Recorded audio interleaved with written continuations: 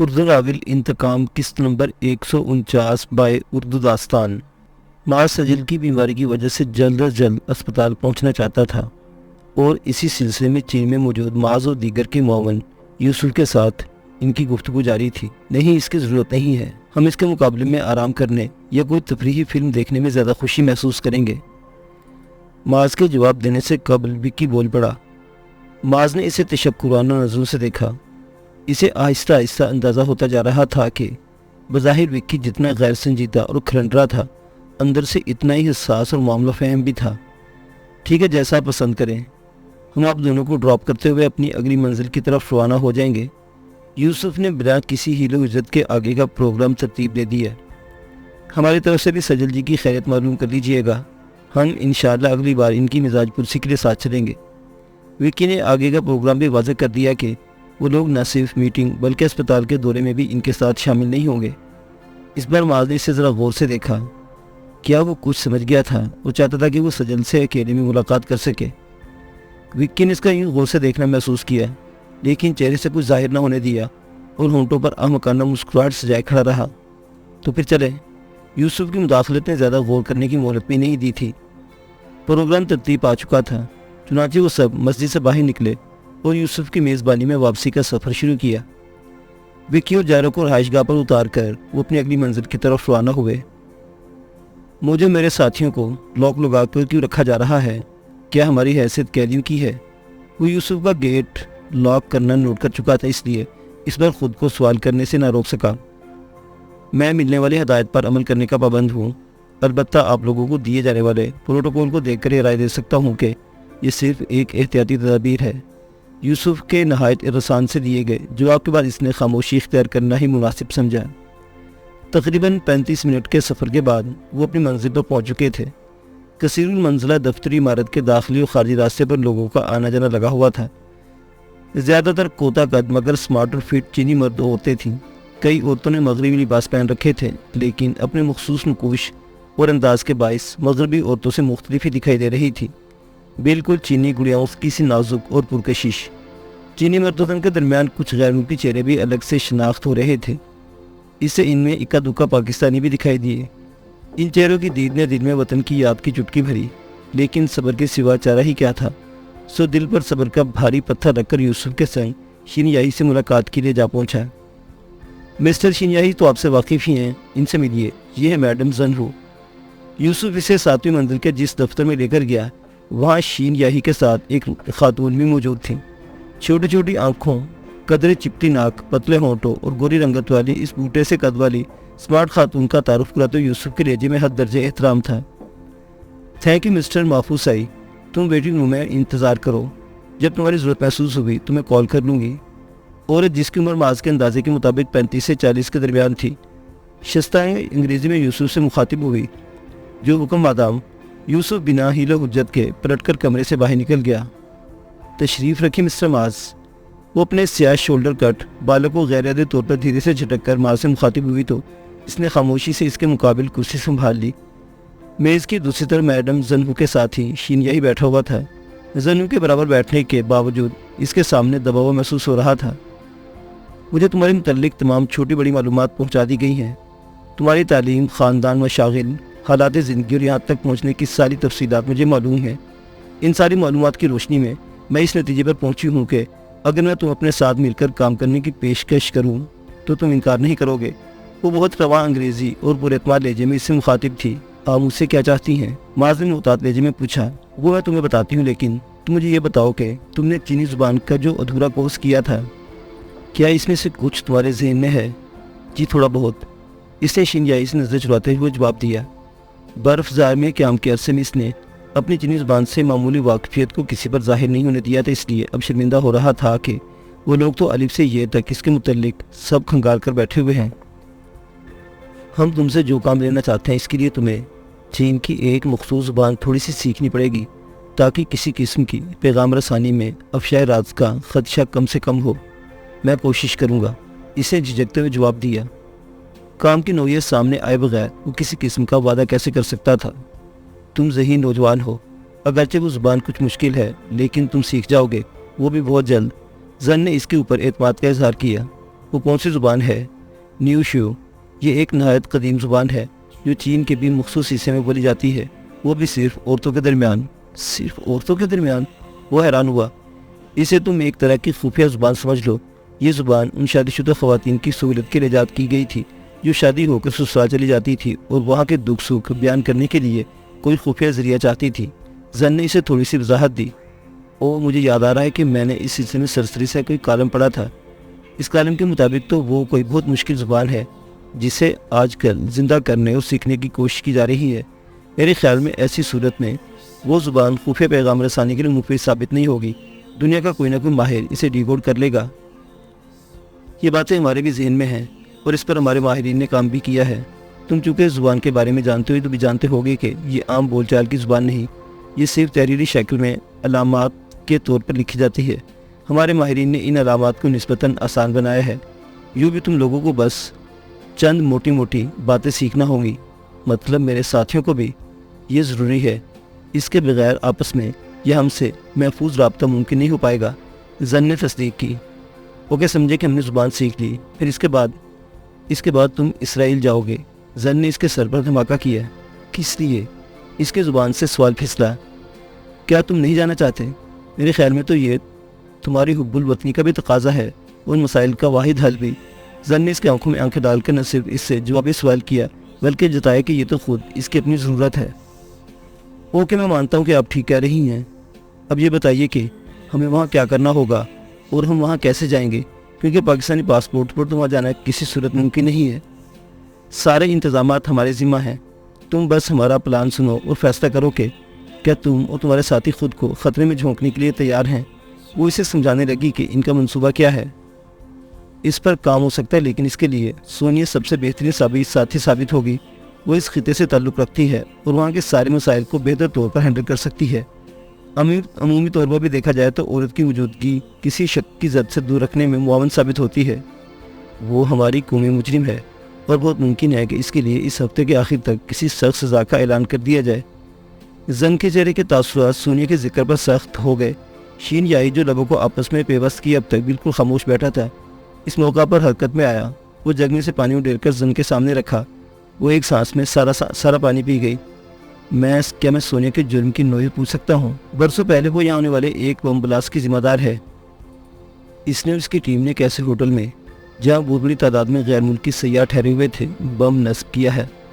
ہمارے ایک بہادر نوجوان کی قربانی سے ہم بڑے نقصان سے تو محفوظ ہیں، لیکن وہ نوجوان اپنی جان سے چلا گیا۔ اس بار جواب دینے کی ذمہ داری شین یاہی نے نبھائی۔ وہ زنہو کی طرح روانی سے انگریزی نہیں بولتا تھا، لیکن اتنی استعداد ضروری تھی کہ وہ اپنی بات بیان کر سکے۔ وہ جوان مادام زن کا بیٹا تھا۔ شین کے بتانے پر اس نے بے ساختہ زنہو کی طرف دیکھا۔ اس کی آنکھیں سرخ ہو رہی تھیں۔ کیا یہ بات کنفرم ہے کہ سونیا ہی ذمہ دار تھی؟ اس نے دھیرے سے پوچھا۔ ہوٹل کے CCTV کیمرے نے اس کا عکس تو محفوظ کر لیا تھا، اس کے علاوہ ہمارے پاس فنگر پرنٹس کے نمونے بھی محفوظ ہیں۔ سونیا خود اعتراف بھی کر چکی ہے کہ وہ اس کام میں ملوث تھی۔ شین یاہی کے بیان کردہ تفصیل سن کر وہ کچھ دیر کے لیے خاموش ہو گیا، پھر کھنگار کر گلا صاف کیا اور بولنا شروع ہوا۔ میں جانتا ہوں کہ ایسے کسی مجرم کو رعایت دینا مشکل ہوتا ہے، لیکن اپنی ضرورت اور اس کے حالات کو دیکھتے ہوئے آپ اس کے لیے رعایت کی گنجائش نکال سکتے ہیں۔ وہ بے شک مجرم ہے، لیکن ایسے مجرم جسے اس کی مرضی کے خلاف ایسی عمر میں جرم کی تربیت دی گئی جب وہ کسی احتجاج یا مزاحمت کے لائق نہیں تھی۔ اس نے بچپن سے لے کر اب تک بہت تکلیف اور جبر میں زندگی گزاری ہے۔ آپ نے مجھے بتایا کہ یہ حادثہ برسوں پہلے پیش آیا تھا۔ یقیناً اس وقت سونیا بہت کم عمر ہوگی اور اسے زبردستی اس کام میں ملوث کیا گیا ہوگا۔ اس کے اس وقت کے جرم کی سزا آج ایسے وقت میں دینا جبکہ وہ ان لوگوں سے منحرف ہو چکی ہے اور ہمارے لیے بہت کارآمد ثابت ہو سکتی ہے، کوئی عقل مندانہ فیصلہ نہیں ہوگا۔ ہم مجرموں کو معاف کرنے کے قائل نہیں ہیں۔ اگر مجرموں کو رعایت دی جائے تو جرم کا سلسلہ کبھی نہیں رکتا۔ شین یائی نے اسپاٹ لیجے میں سے صاف انکار پکڑایا۔ تو آپ مجھے سونیا کا متبادل عنایت کر دیں۔ اس کے جیسی بہادر پھرتیلی باصلاحیت اور سب سے بڑھ کر اسرائیل سے واقف کوئی اور خاتون اگر آپ کے پاس ہے تو ٹھیک ہے، میں اس مشن پر اسے اپنے ساتھ لے جاتا ہوں، ورنہ دوسری صورت میں مجھے اس مشن پر جانے سے انکار ہے۔ اس نے دو ٹوک الفاظ میں اپنا فیصلہ سنایا تو کمرے کی فضا میں سناٹا سا چھا گیا۔ ہم اس پر غور کریں گے۔ آخرکار کچھ دیر بعد زنہو نے لب کشائی کی، لیکن مادام، شین یائی نے اعتراض کرنا چاہا۔ زن نے ہاتھ اٹھا کر اسے بولنے سے روک دیا۔ مسٹر مارز کی بات معقول ہے شین، ہمیں کوئی بھی قدم اٹھانے سے پہلے سونیا کے حالات پر غور کرنا چاہیے اور یہ بھی دیکھنا چاہیے کہ اب اس کا کردار کیا ہے۔ ہو سکتا ہے وہ ہم سب کو دھوکہ دینے کی کوشش کر رہی ہو۔ کیا ہم کسی کے جھوٹ و فریب کو پرکھنے کی صلاحیت سے محروم ہیں؟ میں نے ماں سے اس معاملے پر غور کرنے کا وعدہ اسی بنا پر کیا ہے کہ ہم سونیا کے سچ اور جھوٹ کو پرکھنے کے بعد کوئی فیصلہ کر سکے۔ زن نے شین کے سارے اعتراض دور کر دیے، پھر معاذ کی طرف دیکھتے مسکرا کر بولی، میرے بیٹے نے انسانی زندگیوں اور اپنے ملک کے عزت و وقار کو بچانے کے لیے اپنی زندگی کی قربانی دی تھی۔ اگر سونیا ہماری جانچ میں کامیاب ہو گئی تو میں بھی انہی وجوہات کی بنیاد پر اسے اپنے بیٹے کا خون معاف کر دوں گی۔ بہت شکریہ مادام کہ آپ نے میری بات سمجھی۔ میں آپ پر واضح کرنا چاہتا ہوں کہ ذاتی حیثیت سے مجھے سونیا کی زندگی بچانے سے کوئی دلچسپی نہیں ہے، لیکن ایک تو میں ممکنہ حد تک لوگوں کو رائے دینے کا قائل ہوں اور دوسرے سونیا کی اہمیت اپنی جگہ مسلم ہے، اس لیے میں آپ سے اس کی سفارش کر رہا ہوں۔ میں تمہاری بات سمجھ گئی ہوں، اس لیے مزید صفائی دینے کی ضرورت نہیں ہے، اس نے پروقار لہجے میں جواب دیا، پھر کھڑے ہو کر مسافر کے لیے ہاتھ بڑھاتے ہوئے بولی، امید ہے ہماری دوسری ملاقات جلد ہوگی۔ اس عرصے میں تم اور تمہارے ساتھی پوری محنت سے وہ اشاراتی زبان سیکھتے رہو جو آگے چل کر تمہارے بہت کام آنے والی ہے۔ آپ بے فکر رہیں، ہم پوری کوشش کریں گے۔ معاذ جو خود بھی اپنی جگہ چھوڑ کر کھڑا ہو چکا تھا، اس سے مسافہ کرتے ہوئے گرم جوشی سے بولا۔ زین جواباً رسمی سے مسکرائی اور پھر پروقار قدم اٹھاتے ہوئے باہر نکل گئی۔ ڈاکٹر یوان منگ اپنے دفتر میں تم سے ملاقات کے منتظر ہے، میں یوسف سے کہتا ہوں کہ تمہیں وہاں پہنچا دے۔ ڈاکٹر یوان منگ؟ مطلب یوان منگ ڈاکٹر ہے؟ بوڑھے طبیب نے ڈاکٹر کا لفظ اسے چونکا گیا۔ کوئی عام ڈاکٹر نہیں بلکہ ٹاپ کی نیورو سرجن ہے۔ شیر نے اس کی حیرت سے لطف اٹھایا۔ حیرت انگیز، میں خود حیران ہوں کہ ایک نیورو سرجن اس برف زار میں بھکشوں کے ساتھ کیا کر رہا تھا، اور ڈگری ہولڈر ہوتے ہوئے کیوں قدیم اتباع کا طریقہ علاج اپنا رکھا تھا۔ تمہارے سوالوں کے جواب وہ خود دے سکتے ہیں، بہتر ہے تم ان سے ملاقات کر لو۔ شیر نے اندر داخل ہوتے یوسف کو طرف اشارہ کرتے ہوئے کہا، شاید اسے زن نے اندر بھیجا تھا۔ کیوں نہیں، مجھے تو ہر صورت میں ان سے ملاقات کرنا ہے۔ اس کے نظروں کے سامنے سجل کی تصویر لہرائی۔ یوان منگ سب سے اہم کام تو سجل کی طبیعت سے متعلق معلومات حاصل کرنے کا ہی تھا۔ شین سے رخصت ہو کر وہ یوسف کی رہنمائی میں اسی منزل کے ایک دفتر میں جا پہنچا۔ بوڑھے طبیب نے ایک مشفقانہ مسکراہٹ کے ساتھ اس کا استقبال کیا۔ آج وہ نارنجی رنگ کے بھکشوں والے لبادے کے بجائے ٹوپی سوٹ میں ملبوس تھا، اور اس کی میز پر وہی روایتی سامان رکھا تھا جو کسی ڈاکٹر کے آگے رکھی میز پر پایا جاتا ہے۔ تو یہ ہے آپ کی اصلیت؟ معاذ نے گردن گھما کے پورے کمرے کو دیکھا۔ دیواروں پر انسانی دماغ کے مختلف انداز کی تصویریں آویزہ تھیں جو پہلے دیکھ چکے ہو، وہ بھی نقلی نہیں تھا، بس یہ کہہ سکتے ہوں میری زندگی کا ایک رخ تھا، اور یہاں تم دوسرا رخ دیکھ رہے ہو۔ لیکن کیوں؟ آپ اپنی اچھی والی زندگی چھوڑ کر ویرانوں میں کیوں بھٹکتے پھرتے ہیں؟ اپنے علم میں اضافے اور انسانیت کی فلاح کے لیے مجھے ابتدائی سے طب کے شعبے میں دلچسپی تھی، چنانچہ اس شوق کی تکمیل کے لیے میں میڈیکل کی فیلڈ میں آ گیا اور اتنی محنت کی کہ ملک کے چوٹی کے نیورو سرجنز میں شمار ہونے لگا۔ لیکن اس سب کے باوجود میری قدیم طب سے دلچسپی ختم نہیں ہوئی۔ میں جب اور جہاں ممکن ہوا اس علم کو بھی حاصل کرتا رہا۔ سرکاری ملازمت سے ریٹائرمنٹ کے بعد فرصت میں اضافہ ہوا تو تحقیقی کام پر مکمل توجہ دی، اور آج ہی میں کہہ سکتا ہوں کہ میں نے بڑی بڑی میڈیکل یونیورسٹیز سے وہ علم حاصل نہیں کیا جو مجھے اپنی اس تحقیق سے حاصل ہوا ہے۔ یوان منگ نے ایک بار اس کی ساری الجھن دور کر دی۔ بہت خوب، یعنی میں امید رکھ سکتا ہوں کہ آپ کا یہ تو آتشہ علم سجل کے لیے مفید ثابت ہوا ہوگا اور وہ روبہ صحت ہوگی۔ انسانی علم تقدیر پر کبھی حاوی نہیں ہو سکتا۔ جس جگہ آ کر دنیا کے قابل ترین لوگ بے بس ہو جائیں، وہاں یہ اعتراف کرنا پڑتا ہے کہ کوئی ہے جو انسانوں کی تقدیر لکھتا ہے، اور اس تقدیر کو بدلنے کی طاقت کسی انسان میں نہیں ہوتی۔ وہ معاذ کی بات سن کر سنجیدہ اور اداسا ہو گیا۔ آپ کا مطلب ہے سجل؟ معاذ کا دل بری طرح سکڑا۔ مجھے افسوس ہے کہ اس کے متعلق میرا اندیشہ دور ثابت ہوا۔ اسے سچ مچ برین ٹیومر ہے۔ یوان نے اس کے سر پر بم پھوڑ دیا۔ علاج؟ اب تو میڈیکل سائنس بہت ترقی کر چکی ہے، کیا سرجری کر کے اس کا ٹیومر ریموو نہیں کیا جا سکتا؟ وہ امید و بیم کی کیفیت میں تھا۔ ٹیومر بہت بڑا اور خطرناک پوزیشن میں ہے، ہم نے سرجری کر کے اسے نکالنے کی کوشش کی تو فوری موت بھی واقع ہو سکتی ہے، کم سے کم نقصان بھی ہمیشہ کی معذوری کی صورت میں سامنے آئے گا۔ یوان کے جواب نے اس کی ساری امیدیں توڑ دی۔ وہ سنسا بیٹھا اس کی شکل دیکھتا رہا۔ مجھے معلوم ہے کہ تمہاری بہت تکلیف دے، لیکن اس وقت صرف تم لوگوں کی ہمت اور حوصلے کی ضرورت ہے۔ میں نے اس کے بھائی کو بھی یہ بات سمجھائی ہے، اور تمہیں بھی سمجھا رہا ہوں کہ اگر تم لوگ حوصلے سے کام لوگے تو وہ اس تکلیف سے گزر سکیں گی۔ اس کے سامنے ماتمی شکلیں لے کر جانے کا مطلب ہوگا اسے وقت سے پہلے مار دینا۔ جیتے جی اپنے پیاروں کی آنکھوں میں اپنی موت دیکھنا بہت تکلیف دہ ہوتا ہے معاذ۔ میری تم سے درخواست ہے کہ اسے بس ٹیومر کی تکلیف سے گزرنے دو، کسی اور تکلیف میں مبتلا نہ کرو۔ یوان وہ شخص تھا جو بہت پہلے ہی سجل کے لیے اس کے دلی جذبات کو بھاپ گیا تھا، اس لیے اس وقت وہ شفقت سے اسے سمجھا رہا تھا۔ کیا کسی اور ڈاکٹر کی رائے لی جا سکتی ہے؟ شاید دنیا میں کہیں کسی دوسری جگہ اس کا علاج ممکن ہو۔ تم اپنی تسلی کے لیے جس سے دکھانا چاہتے ہو دکھا لو۔ میں ذاتی طور پر اپنے شعبے کے ہر ماہر ڈاکٹر سے دنیا میں رابطہ کر چکا ہوں۔ سجل کی رپورٹس انہیں میل کر کے میں نے ان کی جو رائے حاصل کی، اس کا خلاصہ وہی ہے جو میں تمہیں پہلے ہی بتا چکا ہوں۔ سچ یہی ہے کہ ہم اسے نہیں بچا سکتے، ہم صرف اس کی تکلیف کی شدت کو کم کر سکتے ہیں، اور جہاں تک ممکن ہوا اسے خوش رکھ کر اس کے آخری وقت کو اچھا بنا سکتے ہیں۔ یوان اسے سمجھا رہا تھا، لیکن اس کی زبان سے نکلتے آخری وقت کے الفاظ نے معاذ کے دل پر ایک گھونسا سا مارا تھا۔ میں فوری طور پر اسے ملنا چاہتا ہوں۔ وہ اپنی سرخ ہوتی آنکھوں کے ساتھ یکدم نشیز چھوڑ کر کھڑا ہو گیا۔ یوان نے اس پر ایک تعصب بھری نظر ڈالی اور رسان سے بولا، ٹھیک ہے، میں یوسف سے کہہ دیتا ہوں، وہ تمہیں لے جائے گا، لیکن پلیز وہاں میری باتوں کو یاد رکھنا۔ میں خیال رکھوں گا، اس نے بھرائی ہوئی آواز میں جواب دیا۔ سچ تو یہ تھا کہ اس وقت وہ کسی چھوٹے بچے کی طرح پھوٹ پھوٹ کر رونا چاہتا تھا، لیکن اپنے مرد ہونے کا بھرم رکھنے کی بھی مجبوری تھی۔ یوان نے اسے شانے پر ایک حوصلہ افزا تھپکی دیتے ہوئے یوسف کے ساتھ اسپتال کے لیے روانہ کیا۔ بیجنگ جو چند گھنٹے قبل اسے بہت متاثر کن لگ رہا تھا، اب کھلی آنکھوں کے باوجود دکھائی نہیں دے رہا تھا۔ آنکھوں کے آگے تو وہی چہرہ تھا جسے اس نے پہلی بار انابی چادر کے پلو کے پیچھے چھپا رکھا تھا، اور جب وہ پلو ذرا کی ذرا اس کے رخ سے ہٹا تو اس کے سینے میں دھڑکتے دل کی دھڑکن میں سجل کا نام لکھا جا چکا تھا۔ وہ دونوں تھے حسن پر کسی دربان کی طرح پہرا دیتے، سیاہ دل کی کشی سے خود کو کبھی آزاد نہیں کروا سکا تھا، آزاد کروانا بھی نہیں چاہتا تھا۔ اس اسیری میں بڑا سرور تھا۔ یوسف اسے بیجنگ کے جس جدید ترین اسپتال میں لے گیا، وہ یقیناً بہت شاندار تھا، لیکن اس کی دماغی کیفیت ایسی تھی کہ وہ ارد گرد کے ماحول سے بالکل کٹ چکا تھا۔ اسے ایسا لگ رہا تھا جیسے اس کے سارے حواس کام کرنا چھوڑ چکے ہیں، اور وہ صرف ایک روبوٹ ہے جو اپنے اندر فیڈ کیے پروگرام کے مطابق بنا سوچے سمجھے عمل کیے جاتا ہے۔ آپ اندر جا کر ملاقات کر لیں، میں باہر ہی آپ کا انتظار کروں گا۔ تیسری منزل کے ایک ایسے دروازے کے سامنے رک کر جس کے آگے باوردی گارڈ بیٹھا ہوا تھا، یوسف نے اس سے کہا۔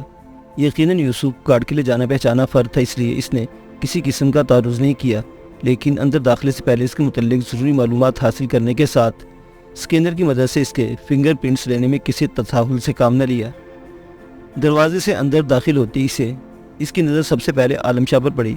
وہ جائے نماز پر بیٹھا ہوا تھا اور اس کے ہاتھ دعا کے لیے اٹھے ہوئے تھے۔ وہ بے آواز لبوں سے اپنے رب کے حضور دعا گو تھا، لیکن اس کی بند آنکھوں سے نکل کر رخساروں پر بہتے آنسو صاف بتا رہے تھے کہ وہ اپنے رب سے کیا مانگ رہا ہے۔ معاذ اس کے خشوع خضوع میں دخیل ہوئے بغیر خاموشی سے وار کے صوفہ کم بیڈ پر ٹک گیا۔ کمرہ زیادہ بڑا نہیں تھا، لیکن وہاں ضرورت کی تمام اشیاء موجود تھی۔ جس صوفہ کم بیڈ پر وہ بیٹھا تھا وہ یقیناً سونے اور آرام کرنے کے لیے عالم شاہ کے ذریعے استعمال رہتا تھا۔ اس صوفہ کے علاوہ وہاں 2 کرسیاں مزید موجود تھیں، جن کے آگے شیشے کی ایک چھوٹی سی میز رکھی ہوئی تھی۔ ایک دیوار کے ساتھ سامان رکھنے کا چھوٹا سا ریک اور روم فریج موجود تھا۔ دیواروں میں 2 دروازے نظر آ رہے تھے۔ ایک کا دروازہ مکمل بند تھا، جس کے بارے میں اس کا قیاس تھا کہ وہ متصل غسل خانہ ہوگا، جبکہ دوسرا دروازہ جو کہ نیموا تھا، اس سے وہ مریضوں کے مخصوص بستر کا ایک پایا دیکھ سکتا تھا۔ وہ جانتا تھا اس بستر پر وہ عورت اپنی زندگی کے دن پورے کر رہی تھی، جس کا نام لے لے کے اس کا دل دھڑکتا تھا، لیکن اس تصور سے اسے یہ منظر دکھانے کو تیار نہیں تھا۔ وہ جو دور رہ کر بھی اسے اپنے خواب و خیال میں واضح دکھائی دیتی تھی، اب چند فٹ کے فاصلے پر ہوتے ہوئے بھی تصور سے باہر تھی۔ معاذ وہ نیموا دروازے سے نظر آتے مختصر سے منظر میں ایسا کھویا تھا کہ عالم شاہ کی طرف سے بے خبر ہو گیا تھا۔ اس نے دعا سے فارغ ہونے کے بعد اسے وہاں بیٹھے دیکھا تو تیزی سے اس کی طرف آیا اور اسے پکارا۔ وہ عالم کی پکار پر متوجہ ہوا اور ایک جھٹکے سے کھڑا ہو گیا۔ اگلے ہی لمحے تیزی تھے ایک دوسرے سے بغل گیر ہو چکے تھے۔ یہ ملاقات 2 دوستوں کی عام ملاقات نہیں تھی، یہ 2 ایسے مردوں کی ملاقات تھی جو موت کے شکنجے میں کسی اس عورت سے بے پناہ محبت کرتے تھے، جو فی الحال ان سے چند فٹ کے فاصلے پر موجود تھی، لیکن اس کا دور دیش جانا طے پا چکا تھا۔ ان دونوں مردوں میں اگر کوئی فرق تھا تو وہ یہ تھا کہ ان میں سے ایک کے پاس محرم رشتہ ہونے کا مان تھا، اور اس مان کے سہارے وہ کھل کر اپنے غم کا اظہار کر سکتا تھا، جبکہ دوسرا صرف دل کے رشتے سے بندھا تھا۔ دل کا رشتہ جو دنیا کا سب سے گہرا رشتہ ہوتا ہے، لیکن اس رشتے کی کوئی شرعی و سماجی حیثیت نہیں ہوتی۔ اس رشتے سے بندے لوگ تنہائی میں تو یہ گریہ و ماتم کر سکتے ہیں، لیکن ان کے پاس سب کے سامنے کھل کے اپنے غم کو رونے کی گنجائش نہیں ہوتی۔ عالم بھی بھائی ہونے کے ناطے کھل کر رو رہا تھا۔ اس کے رونے میں اتنی شدت تھی کہ باقاعدہ ہچکیاں بن گئی تھی اور بدن پر لرزہ سطاری ہو گیا تھا۔ ضبط کی کوشش کے باوجود معاذ کی آنکھیں بھیگ گئیں۔ غم سے جلتی آنکھوں کے لیے یہ نمی ایسی تھی جیسے جلتے توے پر پانی کی چند بوندیں۔ ان چند بوندوں نے تڑپتے دل کو ہلکا کیا کرنا تھا، الٹا سینے میں دھواں سا بھر گیا اور اسے سانس لینا مشکل ہونے لگا۔ حوصلے سے کام لو عالم، تم یوں ضبط کھو بیٹھو گے تو سجل کو کون سنبھالے گا؟ اسے اس تکلیف دہ دور سے گزرنے کے لیے تمہارے حوصلے اور ہمت کی ضرورت ہے۔ اسے خود تسلی و دلاسے کی ضرورت تھی، لیکن جانتا تھا کہ اس کے پاس یہ حق موجود نہیں ہے، اس لیے اپنی تمام تر ہمت کو مجتمع کر کے عالم کو سمجھانے لگا۔ میں بابا سعید اور اماں سین کو کیا جواب دوں گا معاذ؟ میں کیسے ان کے سامنے یہ حقیقت تسلیم کروں گا کہ میں بھائی ہونے کا حق ادا نہ کر سکا اور میری کمزور و نازک سی بہن مجھ پر اپنا آپ قربان کر گئی؟ ڈاکٹرز کا خیال ہے کہ ٹیومر عرصے سے خاموشی کے ساتھ سجل کے دماغ میں موجود تھا، لیکن پچھلے کچھ عرصے میں اس کی بہت تیزی سے گروتھ ہوئی اور اس نے اپنی موجودگی کا احساس دلانا شروع کر دیا۔ شاید فیصل کے ساتھ بیتے ذہنی و جسمانی تکلیف کے دن اس کے مرض کو بڑھانے کا محرک بنے تھے۔ وجہ کیا تھی؟ حتمی طور پر کچھ بھی کہنا مشکل تھا، لیکن عالم شاہ کو رہ رہ کر یہی خیال آتا تھا کہ اگر سجل اس کے تحفظ کی خاطر فیصل سے نکاح کے فیصلے کو قبول نہ کرتی تو کچھ اور ہوتا یا نہ ہوتا، اس کی زندگی کی بساط اتنی تیزی سے لپیٹنا شروع نہ ہوتی۔ خود پر اس طرح بوجھ نہ لا دو، انسان تقدیر کو بدلنے پر قادر نہیں۔ سجل کے نصیب میں یہ موذی مرض لکھا تھا، سو ہو کر رہا۔ تمہارے ماں باپ یا کوئی بھی دوسرا چاہنے والا اس کی قسمت کے اس فیصلے کو بدل نہیں سکتا۔ عالم شاہ سے تسلی کی یہ کلمات کہتے اس کا اپنا دل غم سے پھٹ رہا تھا۔ آؤ یہاں بیٹھو۔ اس نے عالم کا ہاتھ پکڑ کر اسے صوفے پر بٹھایا اور میز پر پڑے ٹیشو پیپر کے ڈبے سے کچھ ٹیشو کھینچ کر اس کے حوالے کیے۔ وہ اپنے بھیگے رخسار اور ناک وغیرہ صاف کرنے لگا، لیکن حالت ابھی تک سنبھلی نہیں تھی۔ رہ رہ کر آنکھوں سے آنسو امٹتے آتے تھے۔ اس بدبخت نے بڑا زوئی کیا میری بہن پر۔ لوگ سمجھتے ہیں ہم زمینداروں کے ہاں عورتوں پر بہت سختی ہوتی ہے، ان پر زندگی کی ہر نعمت اور خوشی حرام کر دی جاتی ہے، لیکن میں تمہیں بتاؤں کہ بابا سعید نے اپنے دونوں بیٹوں کو بہت پیار سے پالا، انہیں ہمیشہ بہت مان اور عزت دی۔ ہاتھ اٹھانا تو دور کی بات، کبھی تیز آواز میں بھی شاید بات کی ہو، اور اس ظالم نے میری نازو والی بہن پر باقاعدہ تشدد کیا، مار مار کر اس کی اتنی بری حالت کر دی کہ اسے اسپتال میں داخل کروانے کی نوبت آ گئی۔ تم اگر اسے اسپتال سے نکال کر محفوظ مقام پر نہ رکھتے تو شاید اب تک وہ وہی مر کھپ چکی ہوتی۔ وہ اپنے ہی نہیں، اس کے زخموں کو بھی کریز رہا تھا۔ مجھ سے بھی دیر ہو گئی، کاش میں پہلے ہی سب کچھ کر گزرا ہوتا۔ وہ سارا عرصہ اس کی یادداشت میں بالکل تازہ تھا جب بہت کوششوں کے بعد وہ سجل کی جٹھانی ڈاکٹر فردوس تک رسائی حاصل کرنے میں کامیاب ہو سکا تھا۔ نیک فطرت فردوس نے اپنی بساط سے بڑھ کر سجل کا ساتھ دیا تھا، لیکن اس جرم کی پاداش میں اپنی زندگی کھو بیٹھی تھی۔ اس بیچاری کی اپنی 3 عدد بیٹیاں بھی تھیں جن کا معلوم نہیں ماں کے بعد کوئی پرسان حال تھا یا نہیں۔ تم نے جو کچھ بھی کیا وہ بھی بہت زیادہ تھا۔ ایک ایسے شخص سے دوستی کا حق ادا کیا تم نے جو تمہاری مصیبت کے وقت میں بابا کی ایمونیشنل بلیک میلنگ کی وجہ سے پیچھے ہٹنے پر مجبور ہو گیا تھا۔ اس وقت کے لیے میں نے خود پر سینکڑوں بار لعنت بھیجی ہے، پر پھر بھی کبھی خود کو معاف نہیں کر پایا۔ ان باتوں کو جانے دو، ان کا کوئی فائدہ نہیں ہے، اور نہ ہی مجھے تم سے کوئی شکوہ ہے۔ میں حالات کے جس گرداب میں پھنسا تھا تم چاہ کر بھی میرے لیے کچھ نہیں کر سکتے تھے۔ اس نے عالم کو تسلی دی، پھر ذرا سا توقع کر کے بولا، اصل اہمیت اس بات کی ہے کہ اب ہم سجل کے لیے کیا کر سکتے ہیں۔ ڈاکٹر کی رائے جو بھی ہے، ہم یوں ہاتھ پر ہاتھ دھر کر اس کے مرنے کے انتظار میں تو نہیں بیٹھ سکتے۔ ہزار احتیاط کے باوجود وہ خود کو جذباتی ہونے سے نہیں روک سکا تھا۔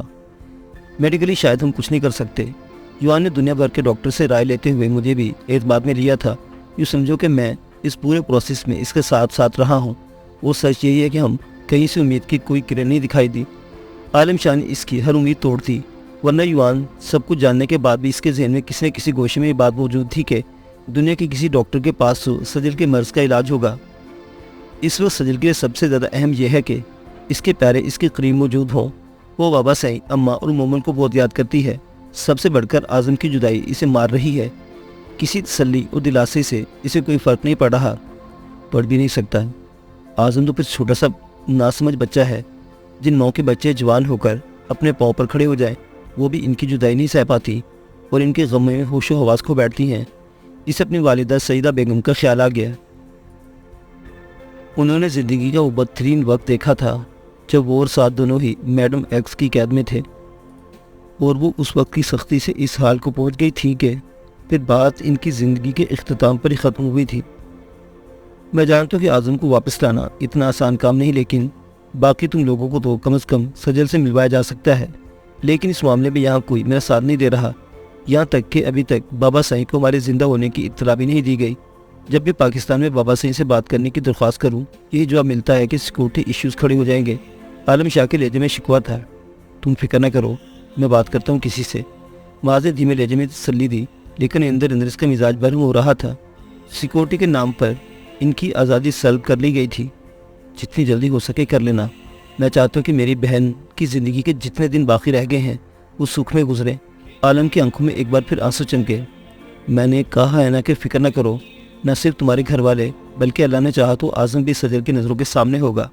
اس نے عالم کو تسلی دی تو اس نے آستین سے اپنی آنکھیں صاف کی اور مسکرانے کی کوشش کرتے ہوئے بولا، جب سے آئے ہو میں بس اپنی ہی بولے جا رہا ہوں، تم سے تو پوچھنا ہی نہیں کہ ہمارے یہاں آنے کے بعد تم لوگوں کے ساتھ کیا بیتی۔ کبھی فرصت میں سناؤں گا، داستان طویل ہے، لیکن سب سے اچھی بات یہ ہے کہ ہم سب بخیریت یہاں پہنچ گئے ہیں۔ باقی لوگ کہاں ہیں؟ جارو اور وکی تو میرے ساتھ ہی ٹھہرے ہوئے ہیں، البتہ گل خان کو علاج کے لیے کسی دوسری جگہ رکھا گیا ہے۔ گل خان کو کیا ہوا؟ عالم نے تشویش سے پوچھا۔ اس کے دماغ کے ساتھ کھیلا گیا ہے، وہ ٹراس میں ہے اور یہ دواؤں اور تھراپی کے ذریعے اس کا علاج کیا جا رہا ہے، اس نے افسردگی سے بتایا۔ گل خان کے معاملے کو اس نے خود حل کرنے کی کوشش کرنے کے بجائے ڈاکٹر کے حوالے کر دینا زیادہ مناسب سمجھا تھا۔ ایک تو مسلسل کئی دن برفزار کے قیام اور وہاں پیش آنے والے واقعات نے اسے ذہن و جسمانی طور پر تھکا دیا تھا، تو دوسری طرف وہ کھلے عام اپنے ہپناٹزم کی صلاحیت کو استعمال کر کے دوسروں کو چوکانا نہیں چاہتا تھا۔